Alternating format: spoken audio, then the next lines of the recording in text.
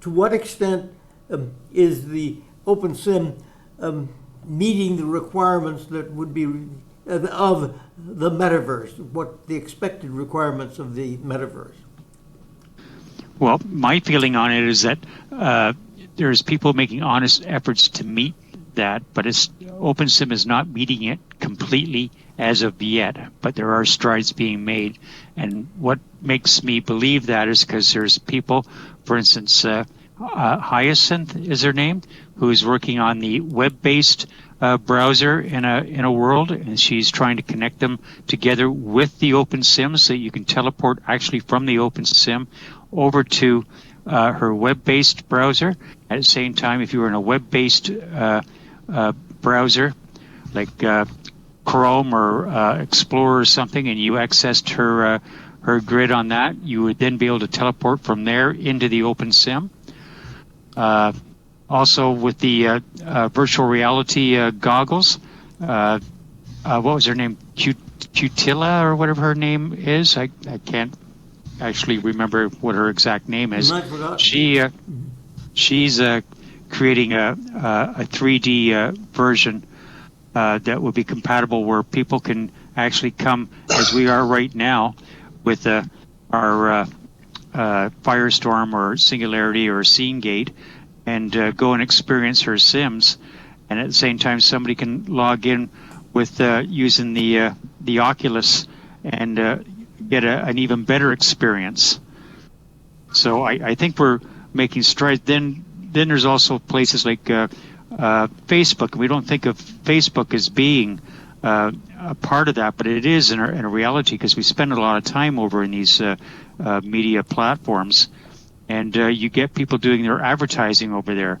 And it would be interesting to see if somebody would look at that and see, is there a way that we could get something in the way of like a gaming kind of interface going on, like they already have for, these stupid farm games and pool games and what have you, but a place where you could click in and you could then connect to OpenSim, maybe through a web browser like what Hyacinth and some other people are working on. And this would connect this all together. So that's my feeling on it. Like I said, I believe that we're working towards it, but we're not completely there yet. But you've cited a good deal of progress. Yeah, go ahead, Lisa. Yeah, well, I think one of the important aspects that you brought up in some of your words, both of you, is really about how do we define what the metaverse is? Because without agreed upon definition, you don't really know what the requirements are to be in that space. And so this is really the bulk of conversation that's happening at the company level with in higher organizations, whether you're Microsoft, Facebook, or Infinite Metaverse, or Will Burns' definition of the modern metaverse, which is he's one of our advisors. But go back and let's decide what is the metaverse. And if you look at the Oxford Dictionary definition, it's a virtual reality space in which users can interact with a computer-generated environment and other users. Now, that's really broad. It does fit, but there's a key thing there is 3D. 3D is an important specification of the metaverse, no matter how you define it. Now, back in the early years prior to Second Life and some of the others, the agreed-upon definition of the metaverse was that it is all-encompassing of various 3D universes, and those 3D universes, Second Life is a universe, Active Worlds is a universe, and so on. Whether these platforms had interactivity or not was irrelevant. And now, at that time, they were all closed garden. There was no such thing as the hypergrid like we have here in the open simulator community. So I like to call what we have here is not an open simulator universe, it's a hyperverse, right? Because we can jump via the hypergrid protocol from grid to grid. So we already are ahead of the game on that in terms of interactivity. However, you have a lack of standards protocols that allows other applications like HTML5, which is, the browser-based web solutions for 3D, and the different 3D format standards. Collada is more of a pseudo-standard. It is going away. It will be replaced eventually. But there's also an industry standard format that works in every application like SolidWorks, 3ds Max, and so on, that is X3D. That is still the only ISO approved standard globally.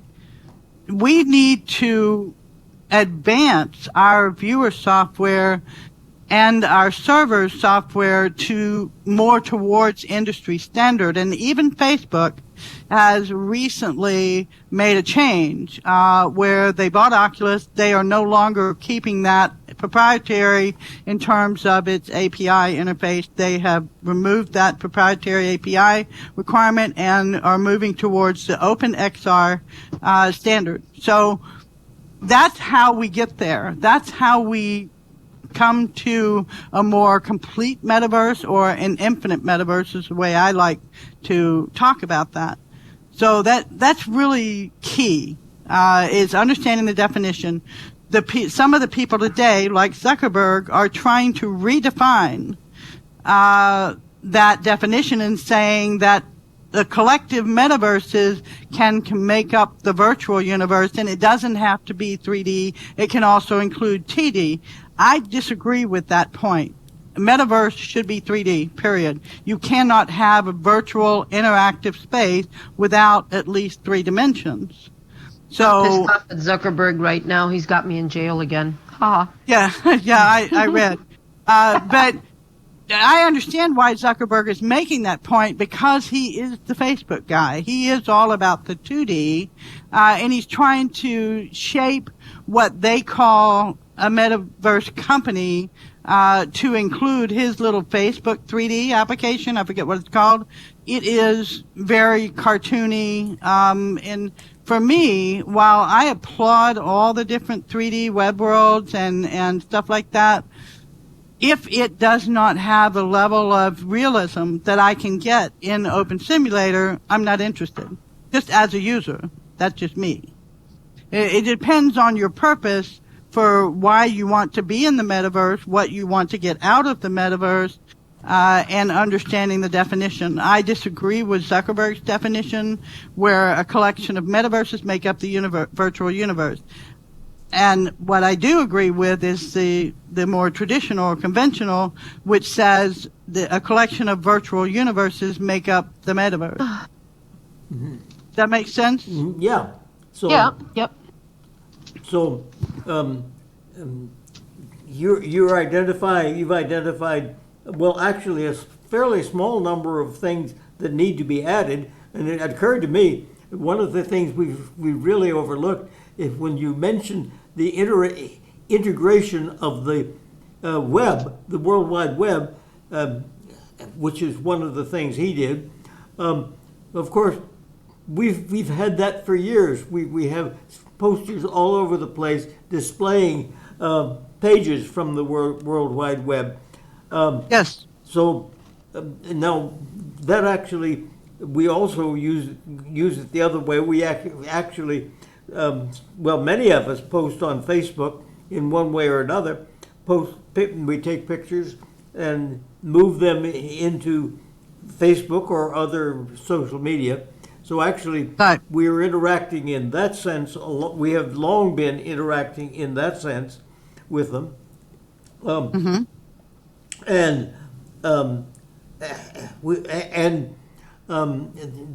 far as the 3D goggles are concerned, yes, I think. I think his view has substantially changed, because he's realized that 3D goggles are not going to be the be-all and end-all. And in fact, we are only going to use those goggles when they serve a purpose. And for much of what we're doing, actually, we prefer to be have a screen display, because we can then look at other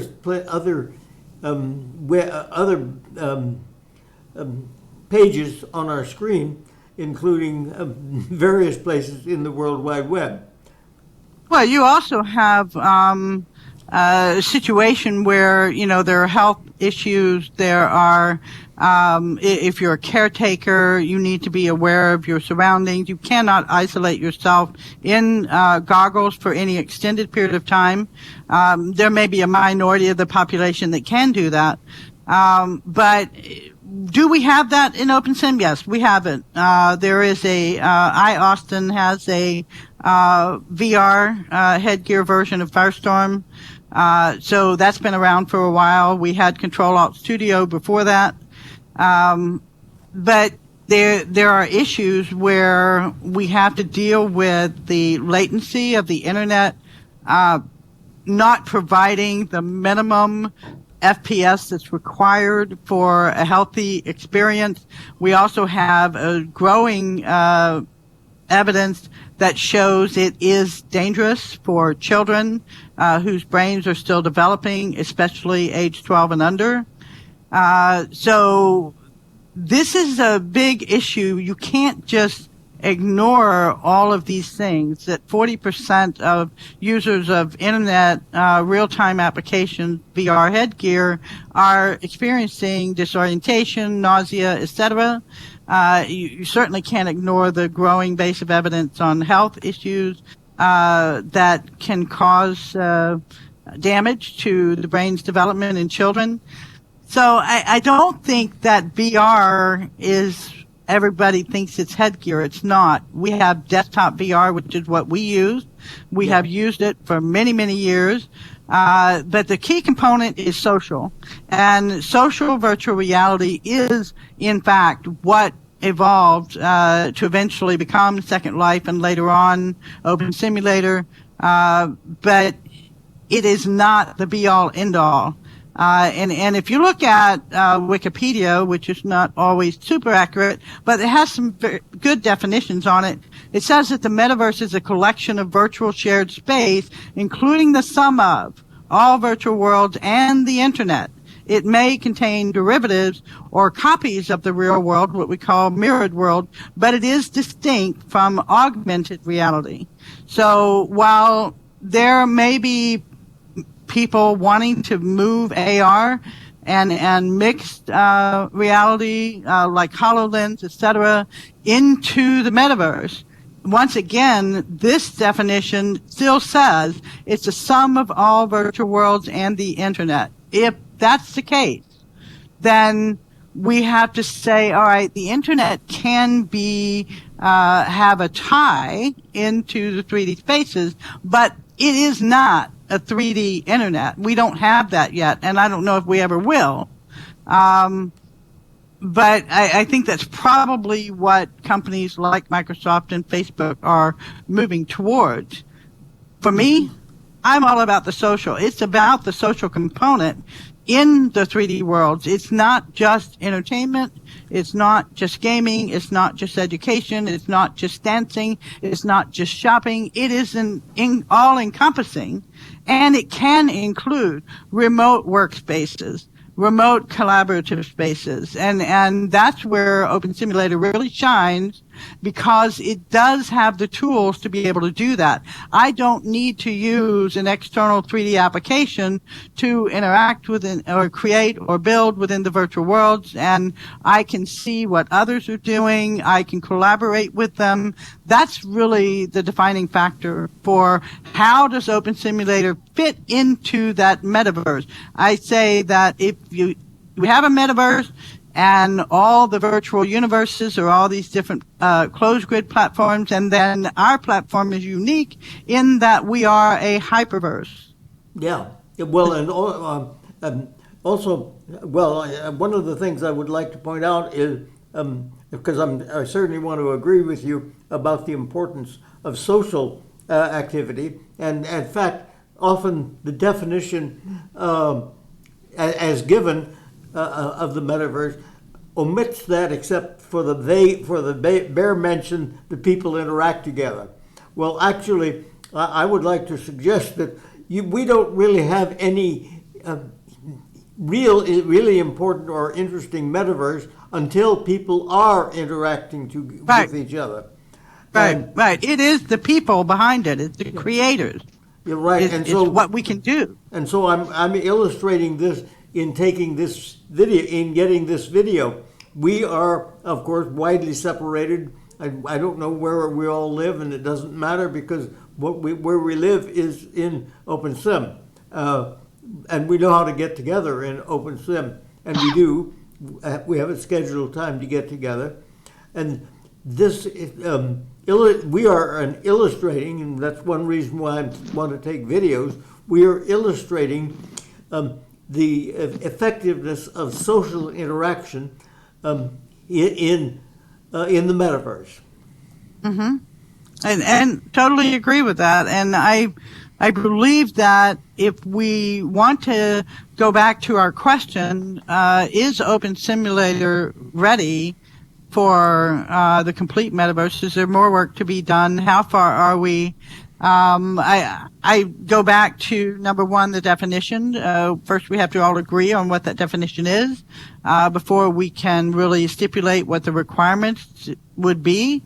And from that, we can then grow. But I think we are probably closer than anyone else is to a modern metaverse because we have the ability to engage in a hyperverse. I know personally myself, I can stand up out of this chair and I can walk over here and I can walk behind this chair and look back from behind this chair to where I was sitting once before. And to me, that is immersive. That is, I'm a part of this scene. I'm not just a static thing. I'm not a pointer on the screen. I'm an actually entity in here that can actually interact with my surroundings. And I can, as you pointed out, Shell, I can communicate with other people here at this meeting. Mm-hmm. To me, that's really important. And I use Hyacinth. I use her name only because I know her. Mm-hmm. And I know that there's her and plenty of other people who are working on this web browser based. I know that her personally, she's working on this aspect of being able to bring them from the web browser into OpenSim and vice versa, from the OpenSim over into the web base, so they can visit, they can cross. And I think that when she gets that under wraps, or if somebody else gets it under wraps, I think this is an important thing for places like these platforms, like Facebook or any of these other platforms where people are spending most of their time right now. They can sit there for 2 hours and play Farmland, or they can play this or play that, where it's just a pointer. But how about if you were to click on a certain thing, and the app took you into this immersive world through a built-in app within a platform like Facebook. And yes, it is browser-based, but then you can TP from there. You can come right into OpenSim. You know, to me, that's kind of tying it together when you can bring all the platforms together into one area. Yeah. Hence the concept of the infinite metaverse that we began. But one thing I want to point out is all of us here, we get together once a week. We may talk about things that we're having an issue with, or reporting bugs, or asking questions, talk about projects we're collaborating on, that other people are working on to make each other aware of them. This is the real world tie that we are experiencing within this 3D environment. And for those of us who have been within the metaverse all these years, this platform is over 15 years old. Second Life is maybe a year or two older. Active Worlds is even older than that. And there are a number of platform technologies that I could quote. Now, the web-based 3D virtual worlds have some technical limits that don't make it attractive to me. But I know that I can work within the Open Simulator Hyperverse, and I can work with other people. I can do other things. I got a message earlier today. Somebody sent me a message from another grid, said, "Hey, Shalyn, do you have a beaver?" Excuse me? And yeah, well, she's talking about the animal. Yeah. Right? I She's talking about figured, an but object. still, I'm sorry. The Right. 12-year-old boy in me had to giggle. Still, Yeah. still, what you're saying there, Shell, kind of reminds me back to the old days of the BBSs when you only have one person that could call up to your BBS at a time. Right. It's the same thing. That yes, we're in our infancy still, even though we're over 15 years old. We're 20 years old. This technology, we are still in our infancy, and I do see it growing, Yes. and I do see a Sure. time coming when everything will be tied together. Well, Yeah, actually, one step is probably fairly close, and that is the ability to talk to other people in the different virtual Right. worlds. That is almost Yeah, certain can be available. It's nothing but some technical issues to be resolved. before the- exactly. And Go ahead. And the other point that I was going to make about what she asked for, she needed it for some sim that she's working on, and I said, well, I got a raccoon. How about a raccoon? She said, oh, that'll work. That would be great. So I sent her a raccoon, and she said, how many digis do you need? She offered to pay me as part of the supporting economy, and I told her, I said, don't sweat it. It's a freebie. Enjoy. But there are people who have the opportunity to engage in the virtual economy, and I think we're going to grow that prospect with some technology evolution that we're working on. And the idea is for all of those people who are unable to engage in the economy outside of their home, they can engage in an economy from inside their home through the metaverse. And Second Life is not the only 3D virtual world with an economy, a virtual economy. There were others before them, and there are still others within even the Open Simulator, Hyperverse. We have Second virtual Life. economy. Second Life was just a project that Philip started to prove to a board of members that a profit could actually be made by using the economy. Right, and I think there's a lot of things lacking, and that's why we're working on some new technology solutions, because I would like for people who are otherwise isolated and unable to participate in the offline or off-world economy, they would be able to engage within the in-world economy. And that helps reduce dependence on others. It helps improve the quality of life, and I think all of that is good. This is social tech for good. That's one of the things you can say about Open Simulator. Even in its infancy, it still has a different vibe than the commercial equivalents, whether it's Second Life or whoever. Where Facebook, for example, they make money on ads. Google makes money on ads. So their entrances into the metaverse have always been with that in mind. How do they incorporate how they make money into this new environment? And certainly that is Zuckerberg's motivation. I've read several of his articles attracting new investors by claiming to be becoming a metaverse company. I think he's grabbing onto a buzzword and not really the true definition of a metaverse. You don't have a bunch of metaverses that make up the virtual universe like he believes.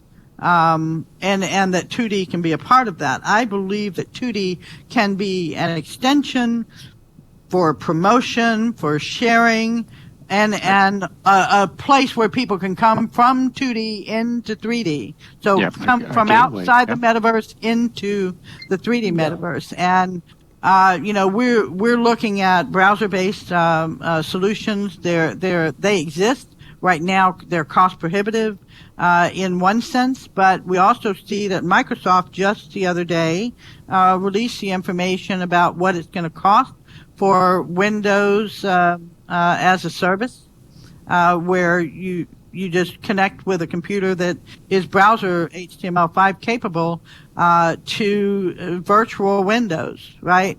And that pricing is not outlandish, but it's certainly for the majority of people who engage in the metaverse, they don't have the income to really support that kind of thing. And so coming up with a browser solution that is not cost prohibitive is certainly something I want to do. And I've been watching what Hyacinth has been engaged in. So we do a lot of testing. We do a lot of research. That's what this grid is all about, supporting R&D. Okay. Is there anything we would like to say to wind up this discussion? I think it's been a very useful discussion. I just want to say, Sal, that I did use Hyacinth's name only because I know her, but I know there's a lot of other people out there, because I know the one time when we were discussing this, a lot of you passed me links to go and check their web-based worlds, and so there is a lot of people out there that are doing this, and my hope is that somebody, if it's not Hyacinth, somebody takes the technology that much further that it can be more seamless.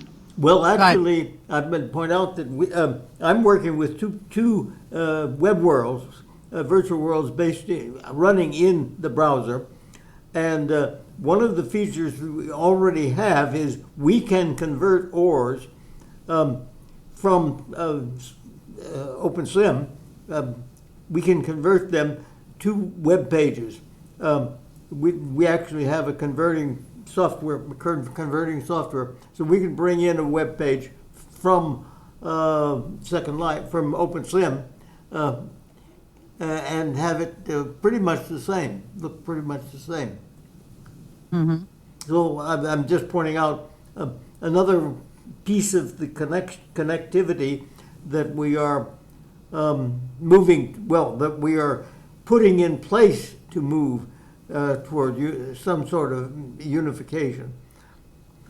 Now, there are also efforts on the avatar side to allow cross-platform avatars. Ready Player Me is one of them. Mm-hmm. I do know the CEO of that organization, and the biggest problem I have with Ready Player Me is they're 100% cartoony. The hair is there's no flex. You cannot easily change clothes. Now, they did partner with... This is coming from the lady wearing a circuit board on her skin. Right. But the key there is they're supporting platforms that meet certain industry standards. And we would not be able to allow Ready Player Me avatars within the Open Simulator Hyperverse or even Second Life without some technology changes more towards an industry standard. And we can get there. There's a new MetaHuman application that's been debuted. It's not released yet, from Epic Games that gives you some truly super realistic avatars. Right now it's limited to Epic Games. Whether that becomes something that we can utilize is really dependent on what we're able to do with the Future Viewer project that IMA and Thales is working on to remove Linden Labs as a rendering engine and replace it with a rendering engine of choice, whether it would be Unreal, which Epic Games uses, or it would be Godot, which is one of the open source rendering engines that we actually have interns that are working on that. But there's also the high probability, and we did put it in our roadmap, to also utilize WebGL 2 as the rendering engine. So that gives you a direct interface between web-based virtual worlds and the Hyperverse. That is something that is in our roadmap, and it is beyond what anyone else is doing. This is ground up work. And, it takes a few years to get that done. But they are well on their way. So I'm really happy about how that's progressing. Okay. All right, let's wind this up. Thank you, everybody, for your comments. And we'll perhaps do this again sometime.